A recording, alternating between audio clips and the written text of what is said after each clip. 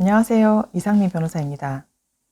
지난 1월 4일에 서울행정법원에서 방역 패스 일부에 대해서 집행정지 결정이 나왔고, 또 바로 며칠 전인 1월 7일에는 또 방역 패스 전반적인 부분에 대해서 법원의 집행정지 심리가 있었습니다. 그래서 오늘은 제가 이 방역 패스 집행정지 결정과 또 심리에 관한 이모저모를 말씀드리고자 영상을 촬영하게 되었습니다. 먼저 지난 1월 4일에 있었던 방역 패스 일부 집행정지 결정 부분에 대해서 설명을 드리도록 하겠습니다.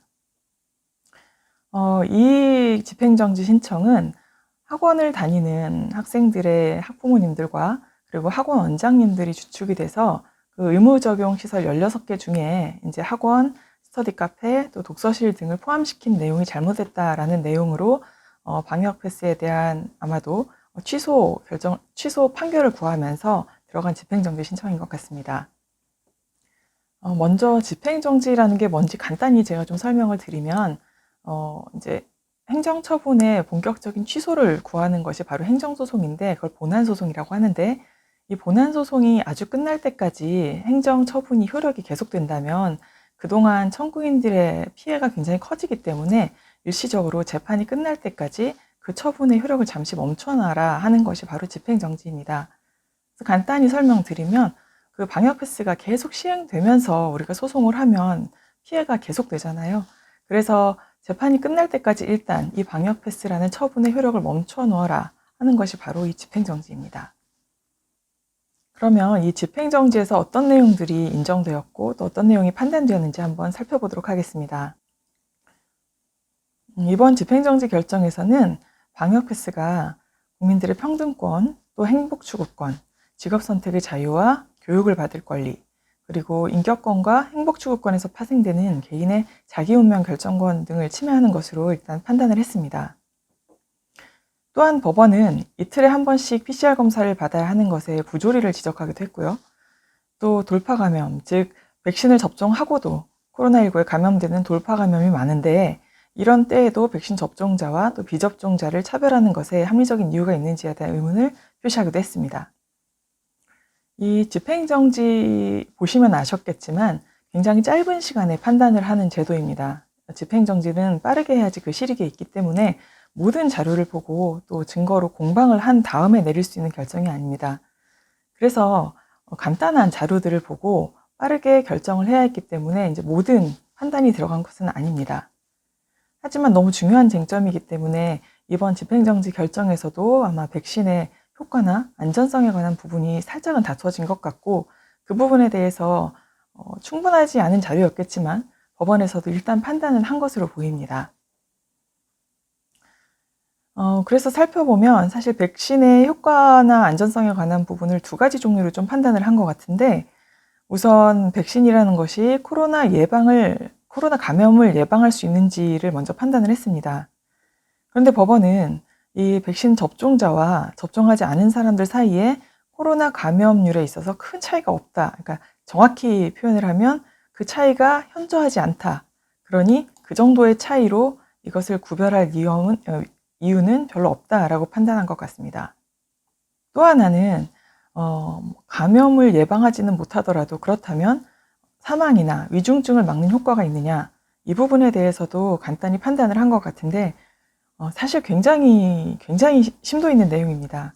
하지만 제가 아까 말씀드린 것처럼 집행정지 사건에서 이 심도 있는 판단을 할 시간이나 자료는 부족했을 것으로 보입니다.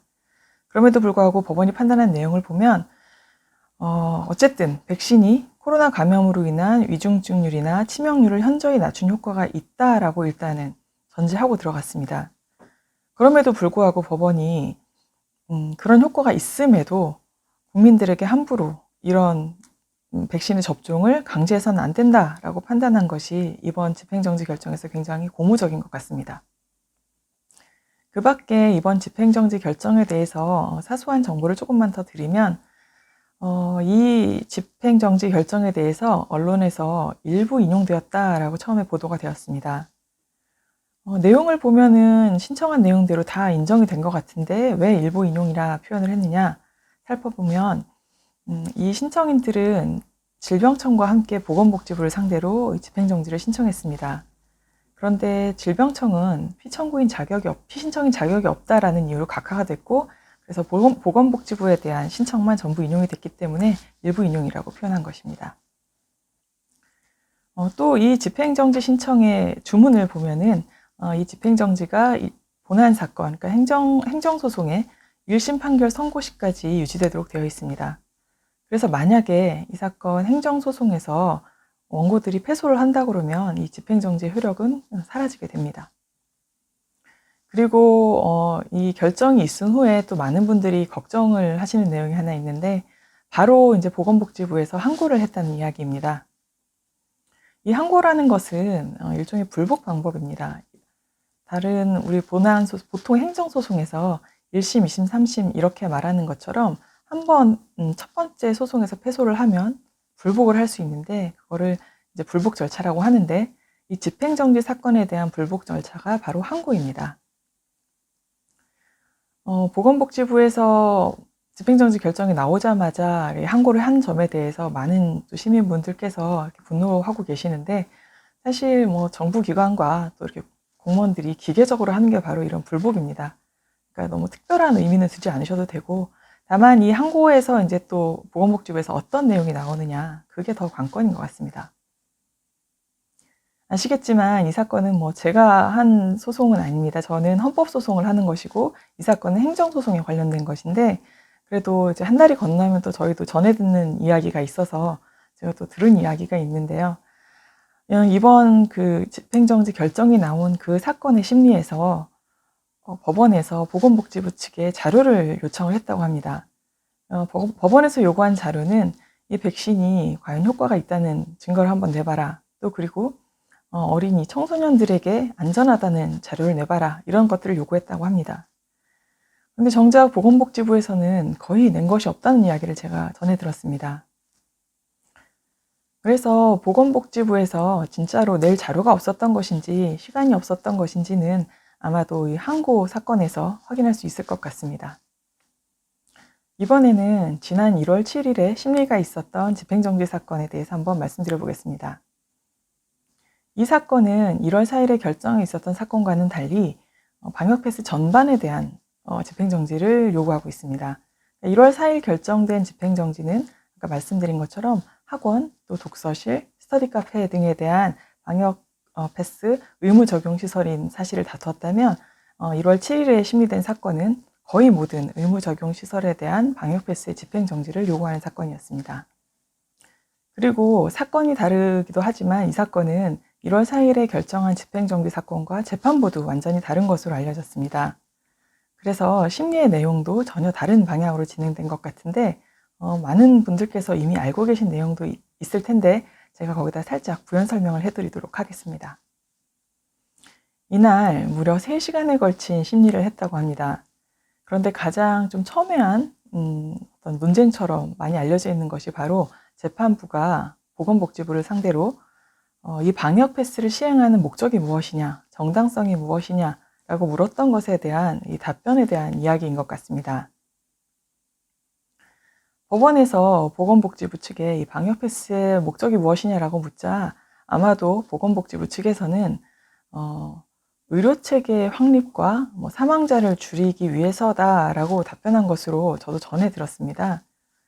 그런데 의료체계 확립이라는 답변이 과연 이 방역 패스의 시행의 목적으로 정당성이 있는 내용인지 저는 심히 의문입니다.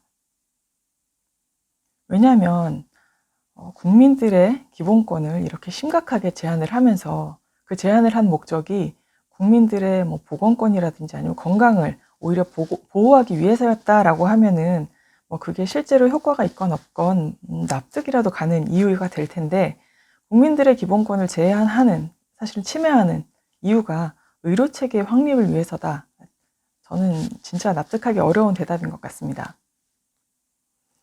이렇게 재판부가 방역 패스의 목적을 묻는 것에 대해서 보건복지부 측에서는 의료체계 확립 내지는 의료체계 붕괴를 막고자 하는 목적이라고 답을 하니, 당연히 재판부에서는 또 다음 질문으로 이렇게 이어간 것 같습니다. 그러면 전 국민이 백신을 맞으면 의료체계 붕괴를 막을 수 있느냐? 당연한 질문이겠죠. 그런데 정작 보건복지부에서는 또 그거는 아니다라는 식으로 애매하게 얼버무린 것 같습니다. 그래서 이 대화 내용이 지금 가장 많이 알려진 게 바로 이 대화 내용인데, 스스로 밝힌 목적에도 불구하고 이 백신 접종으로 그 목적을 달성하지 못한다는 것을 자인한 굉장히 모순된 태도를 보여준 것 같습니다. 이런 보건복지부 측의 태도에 대해서 공무원들과 소송을 많이 해본 저희로서는 굉장히 좀 의아한 부분이었는데, 왜냐하면 공무원들은 어떤 정책, 그러니까 뭐 행정적 행위를 결정하고 집행함에 있어 그 이유와 명분을 굉장히 많이 중시하는 집단입니다. 그래서 어떤 행정행위 하나를 결정한다 하더라도 이게 혹시라도 잘못된 거 아닐까, 법을 위반한 거 아닐까, 그래서 국민들로부터 행정소송을 당하는 거 아닐까, 이런 걱정을 굉장히 많이 하기 때문에 사실은 안에 그 내부적으로 굉장히 많은 명분과 이유를 준비하고 있습니다. 대부분이 그렇습니다. 그런데 이번 보건복지부의 태도는 이렇게 법원에서 당연히 논리적으로 묻는 질문에 대해서도 답변을 제대로 못할 정도로 아무런 실체가 없었던 그런 대답이었고, 그렇다면 정말 과연 보건복지부에서 이 백신 패스를 결정하고 시행함에 있어 얼마만큼 국민의 기본권을 침해하지 않으려는 고민을 했는지 진짜 의문이 가는 지점입니다. 이번 1월 7일 날 심리를 했던 집행정지 사건은 법원에서 1월 10일까지 양측에 필요한 자료나 증거가 있으면 제출하라고 요구를 했고, 그러고 나면 아마도 다음 주 중에나 아니면 바로 그 다음 주 중에 빠르게 집행정지 인용 여부에 관한 결정을 할 것 같습니다. 이번 이 1월 7일 집행정지 사건은 조금 또 다른 것이, 만약에 이날 집행정지 신청이 인용이 될 경우 학원이나 독서실뿐만이 아니라 거의 모든 의무 적용 시설에 대한 방역 패스 적용이 중단됩니다. 그래서 이 방역 패스로 인해서 기본권을 굉장히 많이 제한당하고 있는 시민 여러분들도 이제는 조금 편해질 수 있는 계기가 될 수 있을 것 같습니다. 그런데 이번에 사실은 1월 4일 날 일부 집행정지 결정이 나오고서 이런 또 기사가 보도가 됐었습니다. 정부에서 방역패스 집행정지가 나왔으니 그러면은 사회적 거리두기를 더 강화하겠다라는 또 보도가 잠시 나왔었습니다. 아직 실제로 뭘 한 것 같지는 않지만 마치 방역패스가 적용이 되지 않을 경우에 더 강력한 다른 통제가 또 되어야 된다는 것이 정부의 입장인 것처럼 보입니다. 그런데 이 방역패스만이 우리의 기본권을 침해하는 것은 아닌 것 같습니다.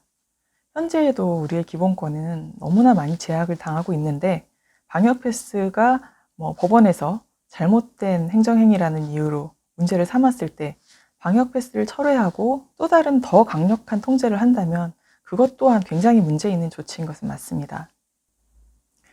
그래서 저희는 방역 패스가 집행정지가 되면 당연히 좋고, 또 만에 하나 정부에서 방역 패스를 철회한다면 그것도 당연히 좋습니다. 하지만 그 이후로 만에 하나 더욱 강력한 기본권 통제가 시작된다면 그것 또한 우리는 다툴 것입니다. 이번 2건의 집행정지 사건은 제가 앞부분에 말씀드린 것처럼 집행정지인 만큼 이 백신의 효과나 안전성이 굉장히 중요한 이슈임에도 불구하고 심도 있는 다툼은 하기 어려웠을 것입니다. 그래서 본안 행정소송에서 더 많은 증거와 자료들로 싸우게 될 것이고, 또 한편 우리가 하고 있는 헌법소원 사건에서도 비슷한 싸움이 계속될 것 같습니다. 사실 소송의 형태라든지 참가자라든지 또 변호인이라든지 모두가 다 다르지만 우리들은 다 같은 우군인 것 같습니다. 그래서 누구라도 이기면 우리는 이 방역 패스로 인한 기본권 침해에서 조금은 벗어날 수 있을 것 같습니다. 이렇게 집행정지가 먼저 결정이 됨으로써 우리는 법원의 인식을 약간은 엿볼 수 있었고, 이런 것들을 모두 활용해서 그래서 우군들이 서로서로 협력하면서 이번 방역 패스에 대한 위헌성, 위법성을 다 같이 다투어서 우리들의 기본권을 되찾아왔으면 좋겠습니다. 감사합니다.